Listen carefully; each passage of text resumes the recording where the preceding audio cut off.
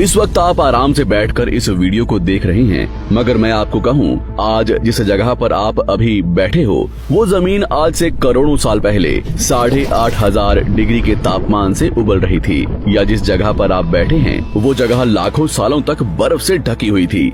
ये दोनों बातें सच हैं। इस 15 मिनट की वीडियो के अंदर आप पृथ्वी के 450 करोड़ साल के सफर को देखने वाले हैं।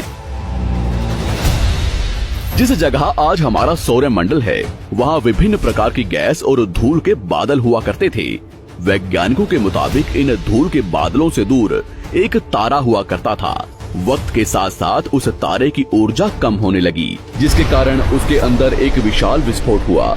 विस्फोट की वजह से अंतरिक्ष की ये धूल एक दूसरे से दबने लगी।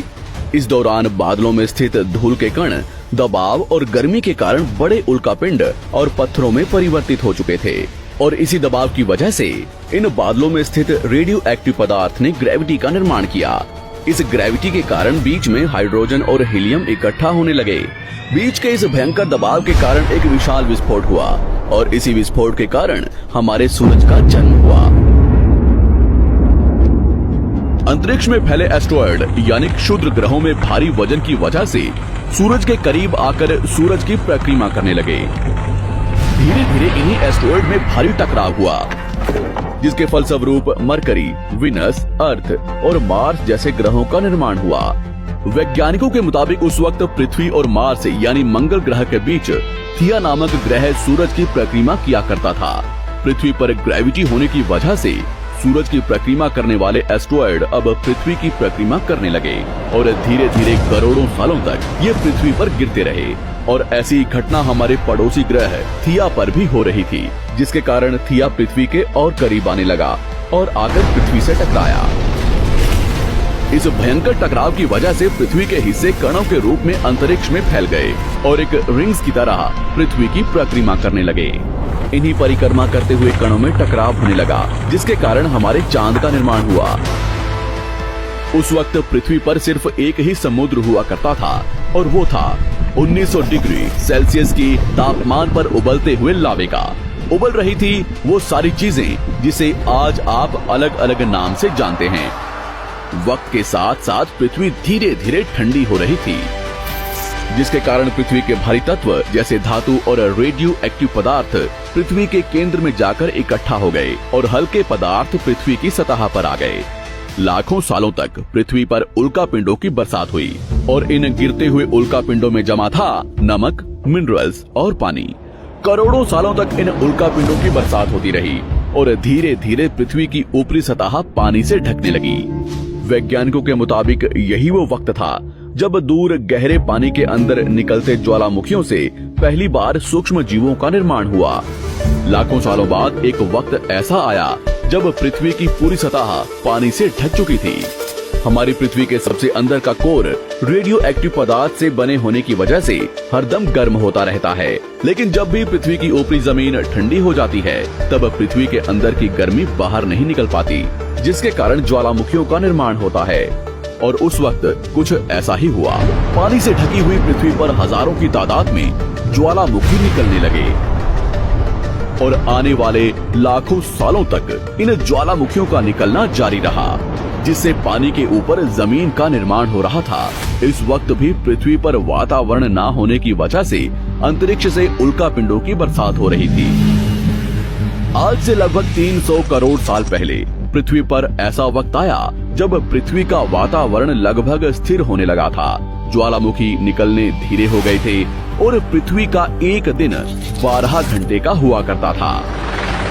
साल बीतते गए, और धीरे धीरे ये सूक्ष्म जीव विकसित होते गए और समूह में रहने लगे। आज से लगभग 250 करोड़ साल पहले पहली बार पृथ्वी पर ऐसे जीवों का निर्माण हुआ जो जीने के लिए ये पानी के अंदर के मिनरल्स यानी खनिज पदार्थ और धूप का इस्तेमाल करते थे, और मल त्याग के रूप में ऑक्सीजन बाहर निकालते थे। इस वक्त तक पृथ्वी पर ज्यादातर ज्वालामुखी निकलने बंद हो चुके थे, और इन माइक्रोबैक्टीरिया की वजह से वातावरण में ऑक्सीजन की मात्रा बढ़ रही थी। वातावरण में ऑक्सीजन बढ़ने की वजह से पृथ्वी का वायुमंडल बनना शुरू हुआ, और आने वाले हजारों सालों तक वातावरण में ऑक्सीजन की मात्रा बढ़ती रही, जिसकी वजह से पृथ्वी के ज्यादातर हिस्सों में ये सूक्ष्म जीव फैल गए। हजारों सालों बाद एक वक्त ऐसा आया जब पृथ्वी में ज्यादा ऑक्सीजन बढ़ने के कारण ये सूक्ष्म जीव मरने शुरू हो गए। उस वक्त तक पृथ्वी का वातावरण ठंडा होने के साथ साथ ऑक्सीजन से भी भर चुका था, जिसके कारण जमीन और वातावरण में स्थित आयरन यानी लोहे के मिनरल्स पानी में स्थित ऑक्सीजन से रिएक्ट होने लगे। और एक वक्त ऐसा आया जब पृथ्वी की जमीन आज के मार्स के जैसे लाल हो चुकी थी।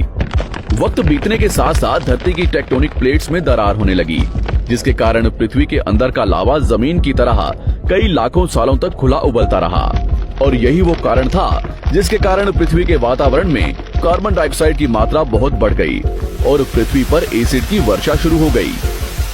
एसिड रेन की वजह से पृथ्वी का तापमान घटने लगा और तापमान इतना घटा कि पृथ्वी के ऊपर स्थित पानी बर्फ में परिवर्तित होने लगा। पृथ्वी पर पहली बार भयंकर आइस एज आया।